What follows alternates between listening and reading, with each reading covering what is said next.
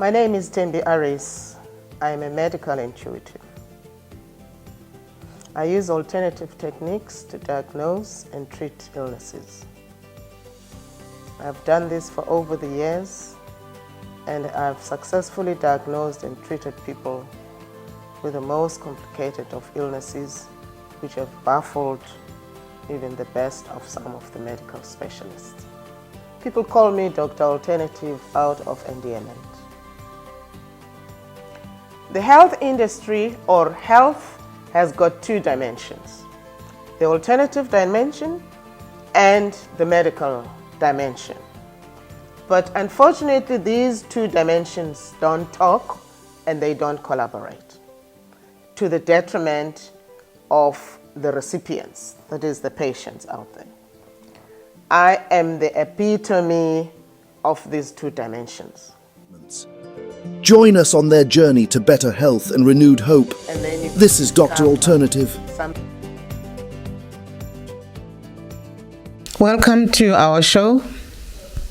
We could not finish in the previous show because of the amount of content that we have, and also the questions have not all been answered.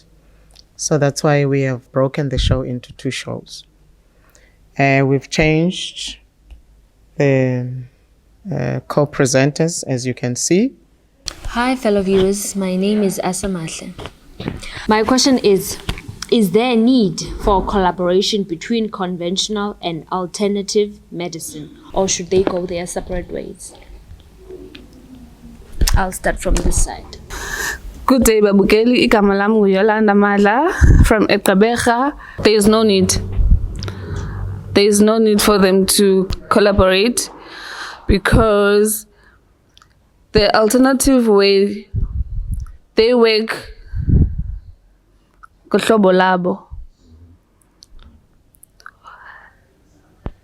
Kohlobo labo elingazufuna udibana.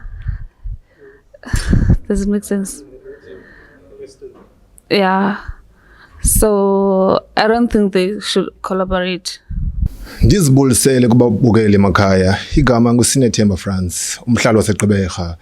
Mandithatha lithuba ndibulele ukuthi le inkqubo iyinkqubo efundisayo kwaye ukuba uyiphosile ziphe ixesha nawe mbukele ekhaya ukuthi ibukele. On my point of view, I will say yes, there is a need for a collaboration between conventional and adult. The reason why I'm saying so, we are living on a rainbow nation. We are a rainbow nation. And secondly, as well, a rainbow nation, you'll go to a doctor and then you'll be treated. But the alternative can be the conclusion of what you are going through, because the doctors can see what you're going through. They can say maybe you have a headache, but as we have heard in the previous show, which was driven, that it can be seen as a headache, but the main factor is not on the headache. Is there maybe it's a migraine or it's a kidney? I thank you. Good day to the viewers. I go by the name of Uluxolo Nondlwana, and I'm very excited by the topics that we'll be going through and discussing for today's show. Well, my answer to that, I definitely feel that teamwork makes dream work. So I think there could be a collaboration with that, because it will come with much more benefits than disadvantages, in terms of there'll be faster treatments, there'll be a lot of patients like being helped faster, but it will come back to if they could both meet, in terms of better understanding one another, communication-wise. But I definitely believe that they could work together, because they will definitely help the economy and the people faster and better. Botani Mawetu, my name is Luthabi Lembochelwa. I am very much excited about today's topic, more or less also educating myself even further about the alternative medicine industry. Integration is key. We have to integrate, have to work with each other. I feel like if we really want to have medicine evolve, it would be better to incorporate both practices. Whereas now, instead of having just HEP come and meet you, even I'm now looking internally from the media, the modern medicine side, actually have people who have different understandings of both, or more than one understanding, to literally look at patients. It's better for patients to incorporate both practices, where we can create a new synergy within the whole medical industry. It would be imperative to do so, yeah. You know, you said earlier the invention of penicillin was a big milestone for medicine, which is true. Even the discovery of TB medication, TB drug, because people were dying like flies killed by TB, and conventional medicine came up with a drug to kill the bacteria. Alternative could not treat TB. Even though, because this was now a new specimen of what they are used to dealing with. This was now a foreign bacteria that was coming and killing people like flies. Now I'm going to give you another scenario of this very TB. I don't treat TB. Even when people come to me, if it's TB, I don't treat you. I don't have medication for TB. Conventional has got medication for that. Now here comes another case that I want to paint. Here's this lady. She used to work for us. We were in another building. She was our housekeeper, and she was diabetic. But those ones that tend to default in taking their medication, she would hide coke. She would, because she knew we would moan at her, But then she started losing weight, seriously losing weight and losing appetite. And then she quickly, then she goes to the clinic. They say, no, it's diabetes, the complications of diabetes. And then she comes to me and she says, Sister, can you scan me? And I pick up, she's got TB. I don't treat TB. I pick up, she's got TB. And I tell her that, this bacteria, the way it's sitting, I even painted a scenario where it looked like it was a bomb that was planted under the bridge. When you can't see. But I could see the bacteria, but then it was only the strains that were showing out. So I tell her that.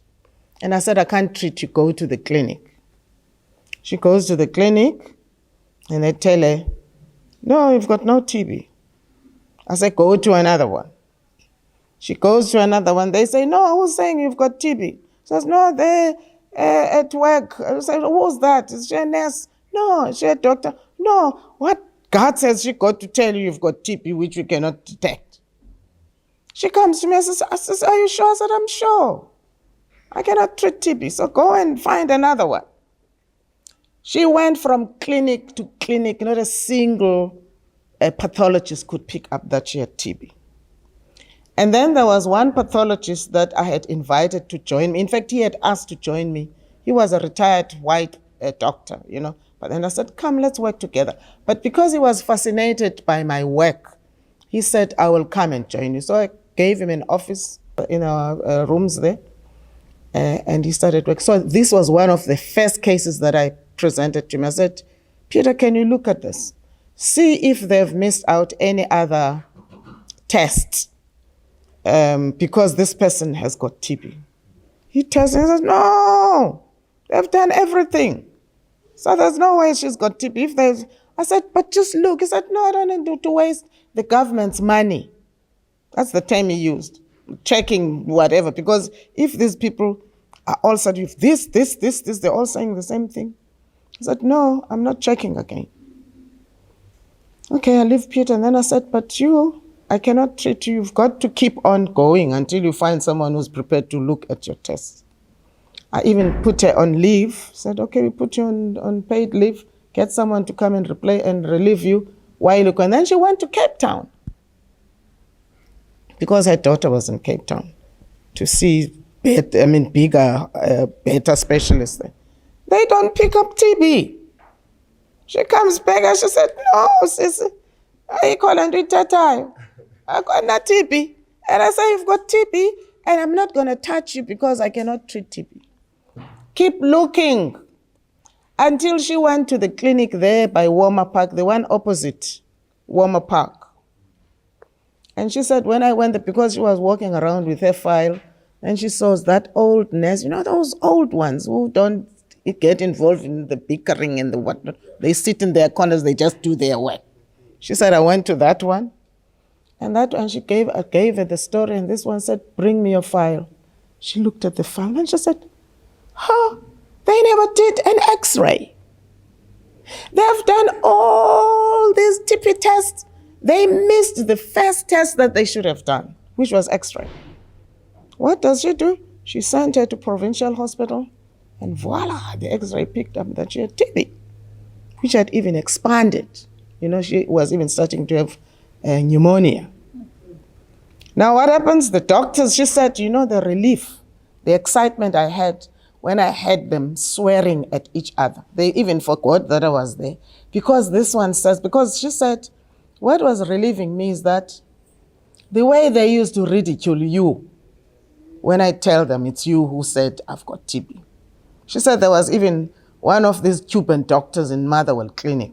She said that one was worse because he would do it in front of everyone. And he was, who says? She's a doctor. And they would laugh. She said I was a laughing stock and you were a laughing stock.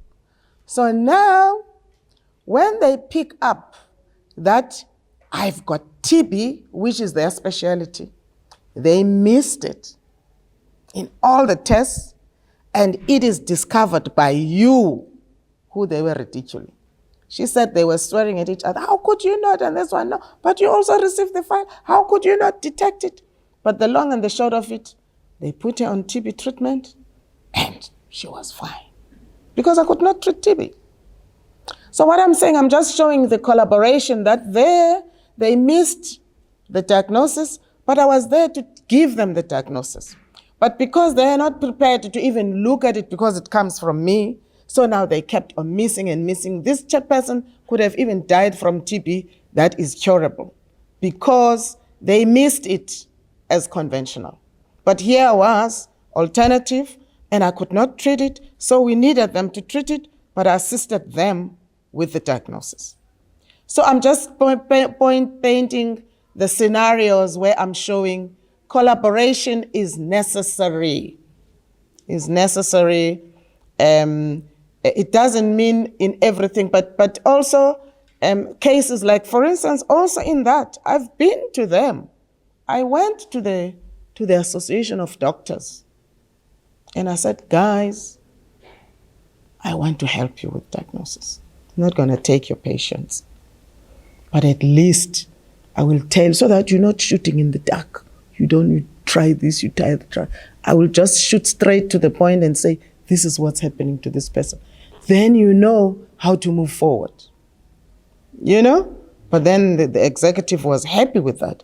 But when they presented to the membership, they said, are you crazy? You want to close us in our clinics or businesses? So that's why it never moved forward. So what I'm saying is, for the benefit, because look at this person that I'm talking about. She benefited from my test. She could have died from TB.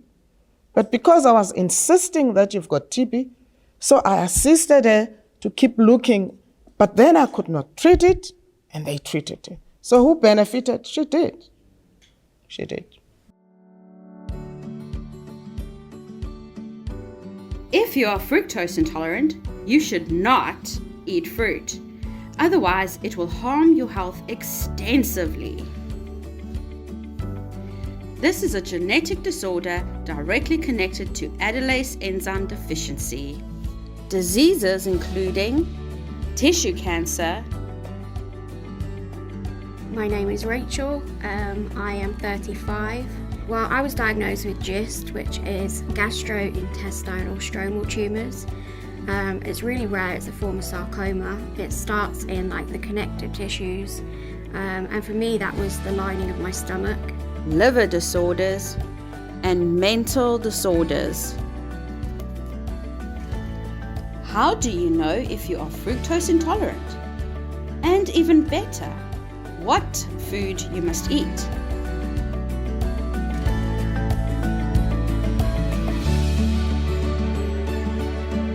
Hi viewers, welcome back. My name is Lorica. We are still on the debating show. So back to my guest. My question is, what are the practical steps we can take to bridge this gap between conventional and alternative medicines? That's a good question. Hi to the viewers again. Well, like I said, I believe that there are plenty of steps that we can take, most likely education for one, and training, and we can try and open sort of workshops, try and gather both information together and see if we can work actually together, and bring both research and the beliefs, into one. So those are some of the things that I believe that could really work in this thing working together. Thank you. So much like my friend here had said previously, we are a rainbow nation. Now the debate about that will happen another show, but it's a matter of integration. It's a matter of educating both the professionals and the patients. Again, solidifying solidifying the evidence base of alternative medicine. And again, ensuring that we have the industry regulated even more, so that we can create now that platform where both modern medicine and alternative medicine can come together and sit around the table and literally come up with solutions that will better the lives of the patients. Yeah, I feel like that is just about it. Okay, all right, to greet the viewers again. On my point of view, yes, the only thing which can be done, I think, the correct way, there must be workshops whereby there will be alternative and conventional. They will be together in the same workshop, whereby they will be sharing the information, different ideas, like how do they do their own thing, how the others also sharing the same thing. And then they must plan how are they going to collaborate and work together in order so that everybody knows that as we are one nation, living under a rainbow nation, it doesn't need you to be a certain religion or a certain culture in order to use alternative. Both of us, whether you are from Western or you are from modern, you can even use the same. You can use alternative, you can even use the conventional. Thank you. The reason why we have invited young people to be in this debate, because you are the future. You are the people that have got time in your hands. Well, I don't know, yes or no, because you guys are killing yourselves like anything. Then we even asking ourselves, if the young people are dying the way they do, who's going to carry forward all these institutions, But you have got time in your hands. The future is in your hands. You are the ones that have got the opportunity to change policies, to change a whole lot of operational issues within institutions and so on and so on, to study further. Because even now I understand that someone was saying, one doctor, a Chinese doctor that I met in one of these hospitals was saying, in China, alternative medicine is included in the curriculum. So while we're studying, it's part of the curriculum. Because, Chinese, they are alternative practitioners. They believe a lot in Chinese medicine, even this acupuncture that you're talking about. Chinese are big in all those kind of alternative options. So the start, but people who can make sure those things happen, it's the youth. It's you young people. So that's why we've brought you here. But also moving forward, this thing that we're doing also, besides the fact that we're involving the youth, the fact that we're doing it on television, because that's where we get a chance to talk to many people, you know? I've taken years of rigorously making people respect alternative medicine. I know I've made a mark in making people respect alternative medicine. Not only from just people who are coming for treatment, but even from doctors themselves, nurses. I've got doctors in my profile, I've got nurses in my profile. Some people call me while sitting with their doctors, and I will give my opinion about a patient because of years of proving that I can do it, you know? So what I'm saying is it takes a lot of work from alternative side first to prove, because like you also mentioning about regulating, I agree that within our side of the story, there's a lot of chance taking. There's a lot of, there's a lot of, there are lots of people that are gifted, but there are also lots of people who are taking chances, who will give you a concoction that is not even properly processed and measured, and it's gonna nail you big time. So there is need for regulating our side as well. But who's gonna regulate us? Because I remember also there was a time when conventional medicine was on my case. Big time. Nothing that they did not try. Be it media, be it police, be it medical council, be it you name it, they tried everything. But because I could prove everything, not just some things, I could prove everything, that's what made them to stop and leave me alone. But I'm coming to the part of regulating, because when the reporter was asking me, do you belong to the body that is controlling or managing alternative practitioners? I said, no. And she said, why? I said, because up until I find an association that is not there to suppress alternative practitioners, but to assist them and enhance their chances and showcase their abilities, I'm not going to belong, because these associations or these bodies that are representing alternative practitioners, they are suppressing, they are the worst oppressors for people who are alternative, because they say, no, you can't do this. No, you can't do this, without even looking and examining what you're capable of doing. Like, for instance, because I'm not a medical doctor, they told me you cannot diagnose. I said, yeah.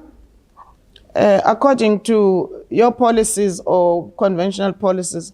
But now, when you, the doctor, cannot diagnose what's wrong with this patient is suffering, is it not that person's right to go knocking at all the doors until someone can diagnose and say this is what is happening and treat? They say, yeah, but I said, until you give an answer to that question, because that person is suffering, he's been to all of you and you cannot diagnose it, and you cannot treat it. He comes to me because he's now left with maybe just me as the option, and I diagnose and I treat and the person is fine. So who are you to tell me I cannot diagnose? So, and when I diagnose, I don't do guesswork. I will give you a report that says, this is what is happening, and I will be using your own language. So then I said, and then I don't, so that's why I don't belong to those groups. And really, I'm a standalone kind, and I've fought the fight all by myself. I have a suggestion. Understanding that, yes, you fought this battle yourself, would you, how's about this? Pioneer then. If you can't enter into a group then pioneer it yourself. By having that community of like-minded individuals come together, okay, these are the people, they have actual medical records that would be proof of work, proof of life itself, and say, look, let us regulate ourselves. Let us create our own sort of constituency where you would probably head that table. As I said, you'd be pioneering it. You know these like-minded individuals. You'd be the individual who goes about finding the next Asemahlesi who would be able to open their own clinics one day. So coming together and having it and then present it to government that here are the individuals. All of them have their own practical proof of work.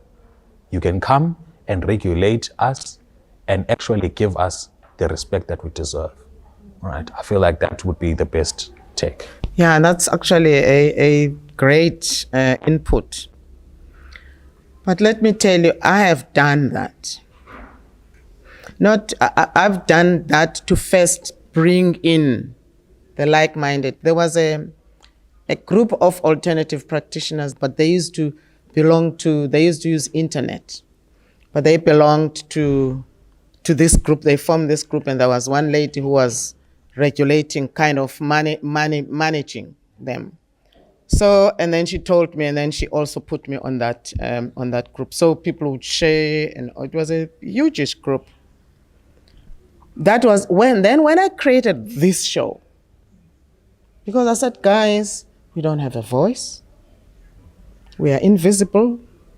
We are crushed left, right, and center. We don't have anything. And yet we've got so much to offer. Why don't we start by talking? Here's the platform. I've been given this platform. Come, let us talk.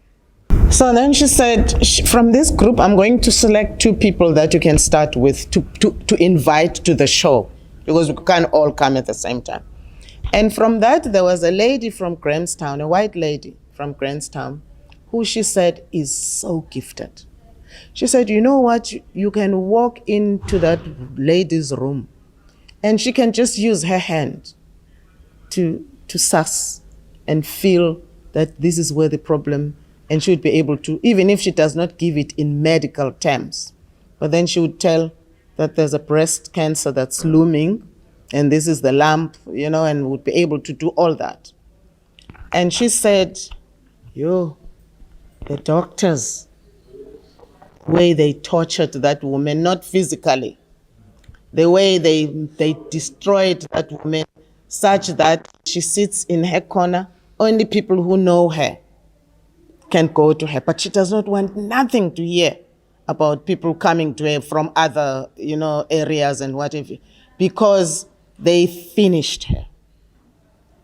So then I said, okay, let me talk to her.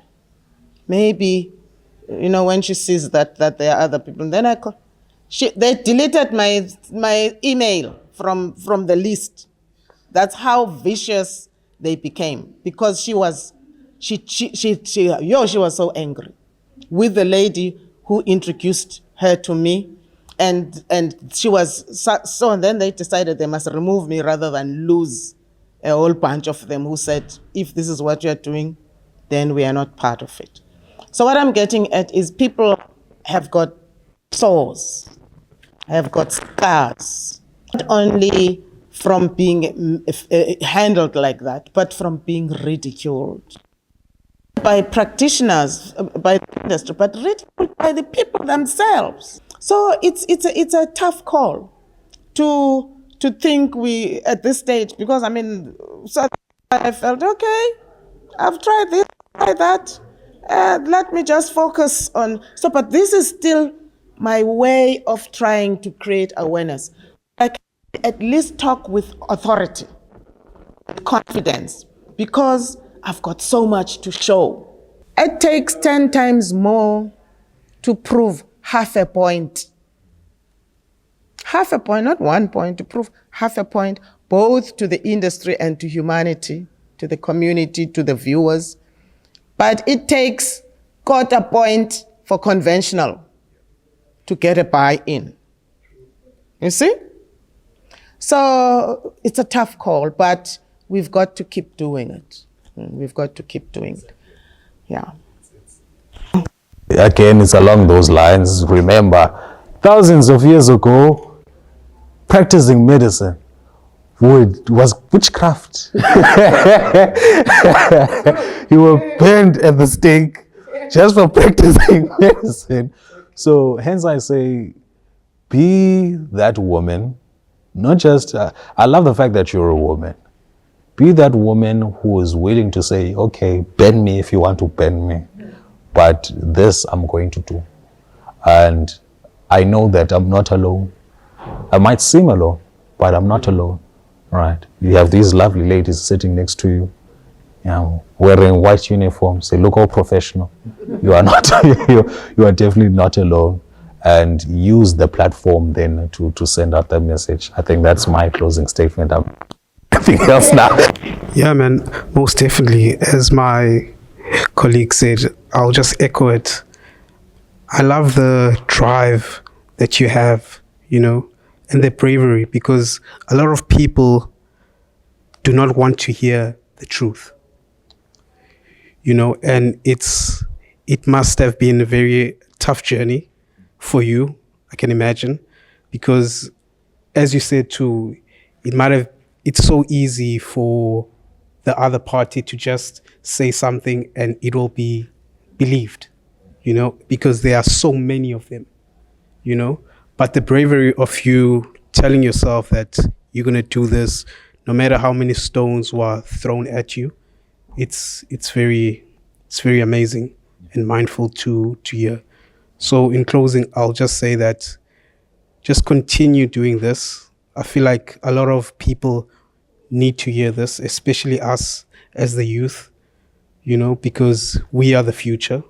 So this is a very lesson to us to be very cautious and also believe in other things, because this is what the internet hides from us, these type of information, so yeah, I'll close it off by saying that.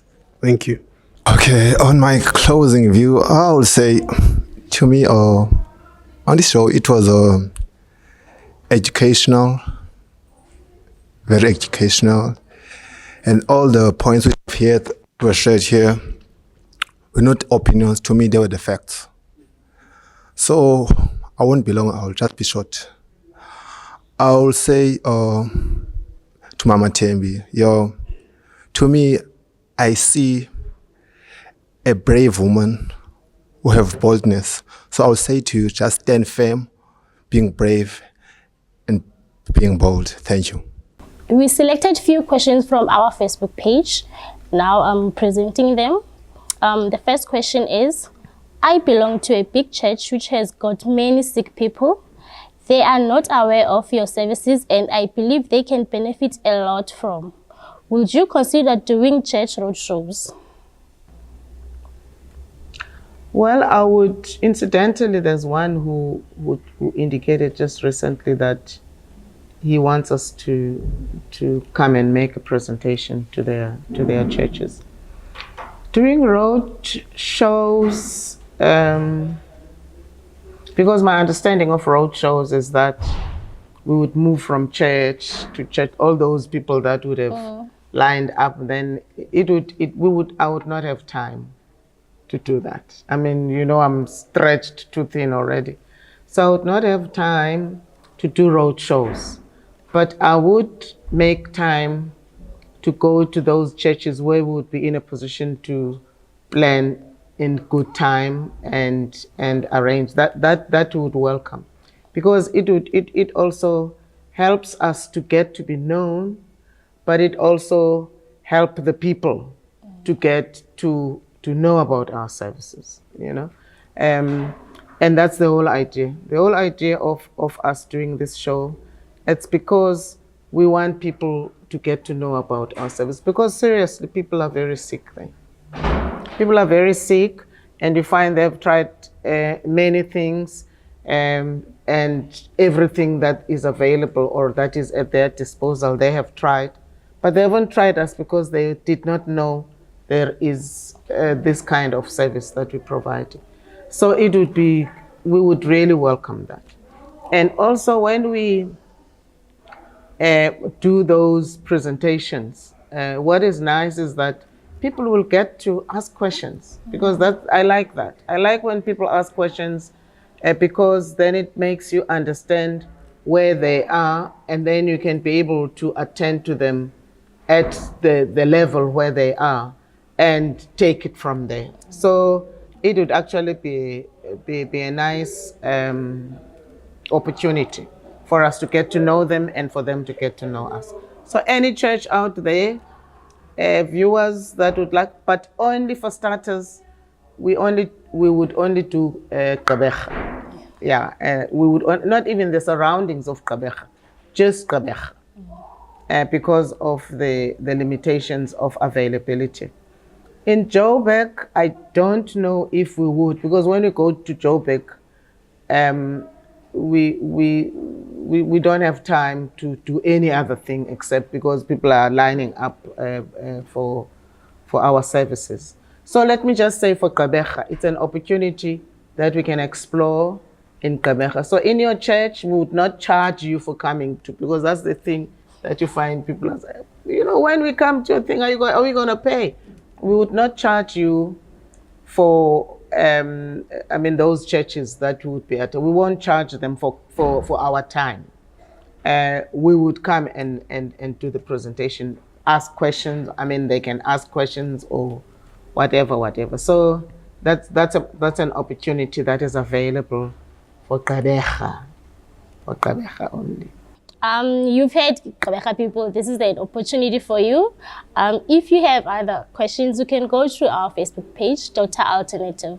The second question is, there are autistic schools all over South Africa. They have different professionals like psychologists, speech therapists, occupational therapists, and many more.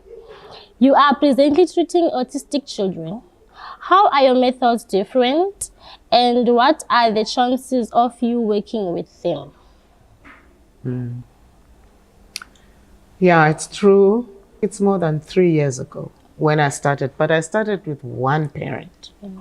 Started with one parent who, from East London, who came with a child that was diagnosed as severely, remember they are diagnosed in different levels. There are those that are mild autistic, there are those that are severe, they've got different levels. I don't know how they group them. But this one was severely autistic. That's what the mother said. And he was disruptive child. He could not speak properly, although he understood the mother, but he could not speak with the mother or the parents. Even when they brought him here, because we have to put them on the scan. He was just messing up the water, and it was just chaotic to even just make him sit still. It was a mission, So and then I scanned, but this child was not that's the diagnosis was that he's autistic, but he had a combination of mucolipidosis and congenital disorder of glycosylation. Those are two metabolic disorders that on its own, each one creates havoc on its own. Now he had a combination of both, and that is why he was this wild. That is why he was so severe. So now mucolipidosis, like I'm saying, it's a metabolic disorder which causes the fat structures to actually build up. Remember, the lipids are covering all the organs in the body, particularly the brain. The brain has got a lot of fat that is shielding it. Now, but that fat must be metabolized, okay? And when the cells are produced, the outside of the cell is covered with fat, but the inside is protein. But when you've got mucolipidosis, that arrangement is kind of disturbed. Then you find the person or that child will end up having a build-up of fat that accumulates wherever. But now once that fat accumulates in the carotids, which are the arteries that are pumping blood to the brain, then the temporal lobes are seriously affected. And up until you can remove that build-up of those fat structures, you're just wasting your time if you think you're just going to make them quiet and all that. So that's just one. The second one, congenital disorder of glycosylation, is the synthesis of sugar with protein and lipids. Now, those three different types of foods, they've got to be synthesized for the body to be able to absorb and make use of them. But now when you've got this glycosylation disorder, that synthesis is also a problem. But it's also a metabolic process problem, but it's a different type. Okay. But the problem with that one is that it will not be a build-up of fat structures, but what will happen is that the chain that must be followed, because for every process of synthesizing that protein with that sugar and lipids, it happens at a certain level. Then once it's done, then it moves to another. Then, it's like steps. So, but when you've got CDG, you find that some of these steps, they are not proper for the process to occur. So it's like a steps, if you have to go up the steps, and you find that you go up this one and this one, then when you get to the third one, you find that it has got a hole. So now you cannot, if you step on it, you're gonna fall on the ground. So now you've got to find a way of jumping to the next one. But now you can't jump to the next one because it's too high. The gap between this one and that one is too high and your legs cannot reach. Then what do? You're stuck in that one area up until you find a way of creating a fictitious step. You're never gonna move, which is why you find that children with CDG, their developmental stages are actually compromised. Then you find, particularly if it hits, depending on whether it's the brain that's affected or it's the muscles or it's, it depends, So he had a combination of that, which was making the job even more difficult. So that is why he was just nowhere. So that's the child I started dealing with, okay? Who is the one that has made other parents see that it's not possible, because they were shocked when they saw the progress of that child, because I had to deal with removing those fat structures that had built up in the carotids, and I helped to create steps for that glycosylation disorder. So then the first change that the mother saw was he was no longer wild, like hitting other children, because she said, we never used to go out with this child, because even if we want to eat in the restaurants, he would be kicking other kids, he would be pulling their toys and doing also, so you could never go anywhere with this child.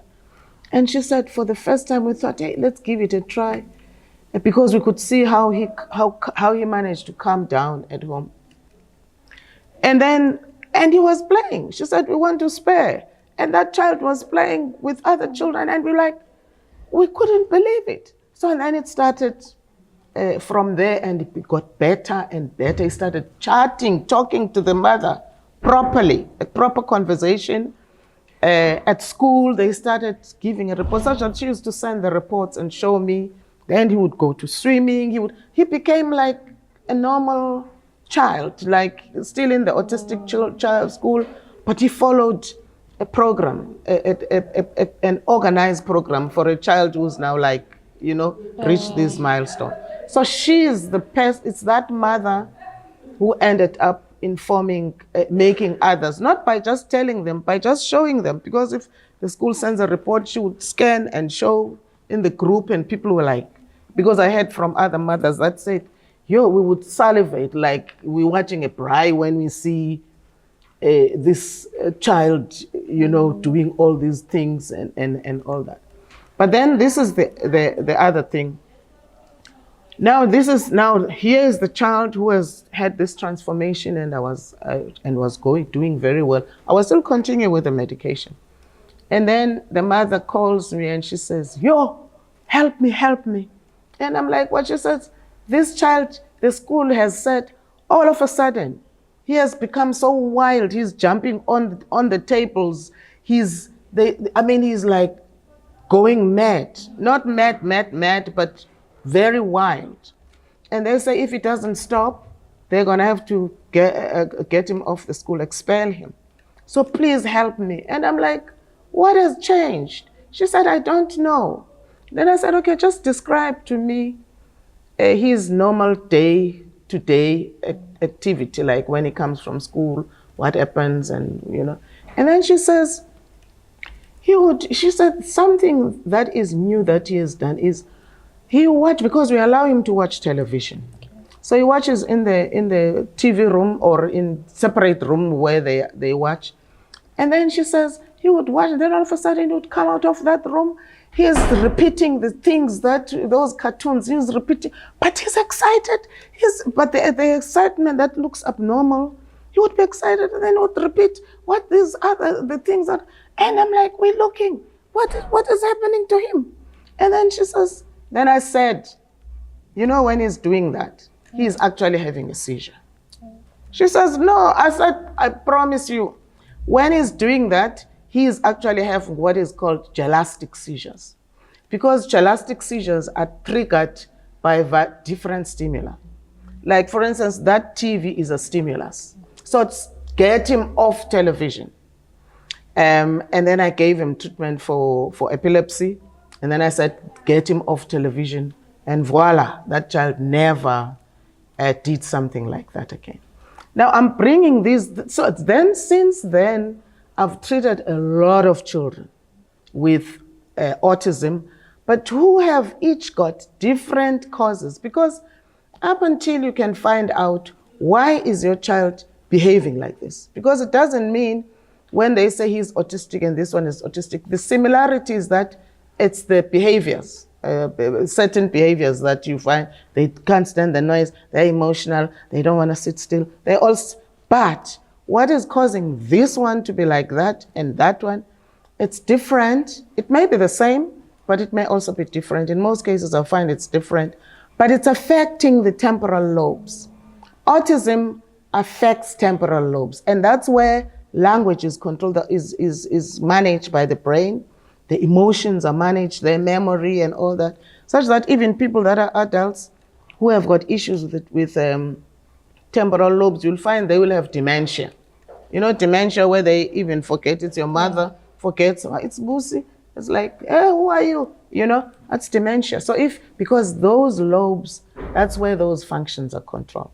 So autistic children, therefore, I promise you, for every child who behaves like that, who ends up sitting with that diagnosis, something is affecting that temporal lobe. So you need to find out what is it. But now the difference with people with these institutions, I don't know. In fact, I'm almost certain that they don't get to that depth. Once they tick, okay, he's like this, is like this, then he gets then all they do, or most of the things they do, they will put them speech therapy, try and make them talk, practice to talk, or give them, those drugs that suppress them and all that, and then manage them. Whereas with me, I don't do drugs at all. I will check, okay, like I'm giving an example of this one, and then remove the things that are affecting the temporal lobes, restore the cells that are already damaged in the brain, and then you find, voila, the child becomes, transformed. Such that one mother said, hey, umntanami Xhosa, hayi ngumuntu ngoku. And I'm like, what do you mean? She said, I promise you, ngumuntu ngoku. Asiyazi basawuthi ebeyintoni, but ngumuntu ngoku. Siyakwazi nokuncokola naye, ngumuntu, So that's what happens. So I don't know if it's possible for me to get into these institutions and come up with, I don't know, we will explore that, even if we start at a different level than me imposing myself on the schools. Because remember, these are professionals who've been doing their thing all their lives. they're trained for this, they've done whatever degree for this, and here I come, and I'm like kind of coming up, changing a whole lot of things. You know, so it's a possibility. It's a possibility that I'm willing to explore, and it may transform a lot of children. Yeah, it may bring peace even to, and a big relief to the parents. That's how far I go in your questions.